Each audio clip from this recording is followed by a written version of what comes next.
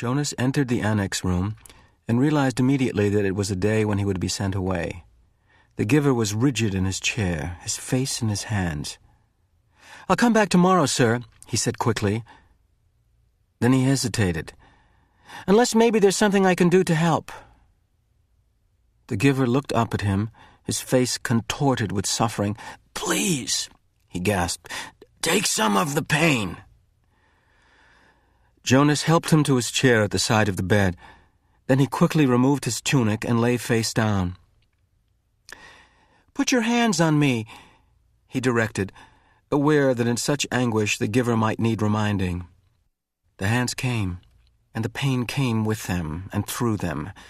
Jonas braced himself and entered the memory which was torturing the giver. He was in a confused, noisy, foul-smelling place. It was daylight, early morning, and the air was thick with smoke that hung yellow and brown above the ground. Around him everywhere, far across the expanse of what seemed to be a field, lay groaning men. A wild-eyed horse, its bridle torn and dangling, trotted frantically through the mounds of men, tossing its head, whinnying in panic. It stumbled finally, then fell, and did not rise. Jonas heard a voice next to him. "Water," the voice said in a parched, croaking whisper. He turned his head toward the voice and looked into the half-closed eyes of a boy who seemed not much older than himself. Dirt streaked the boy's face and his matted blonde hair. He lay sprawled, his gray uniform glistening with wet, fresh blood. The colors of the carnage were grotesquely bright, the crimson wetness on the rough and dusty fabric, the ripped shreds of grass startlingly green in the boy's yellow hair. The boy stared at him. "Water," he begged again. When he spoke, a new spurt of blood drenched the coarse cloth across his chest and sleeve. One of Jonas's arms was immobilized with pain, and he could see through his own torn sleeve something that looked like ragged flesh and splintery bone. He tried his remaining arm and felt it move.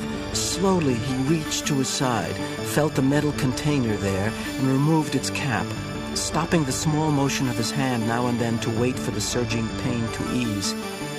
Finally, when the container was open, he extended his arm slowly across the blood-soaked earth, inch by inch, and held it to the lips of the boy. Water trickled into the imploring mouth and down the grimy chin. The boy sighed. His head fell back, his lower jaw dropping as if he had been surprised by something. A dull blankness slid slowly across his eyes. He was silent. But the noise continued all around, the cries of the wounded men, the cries begging for water and for mother and for death.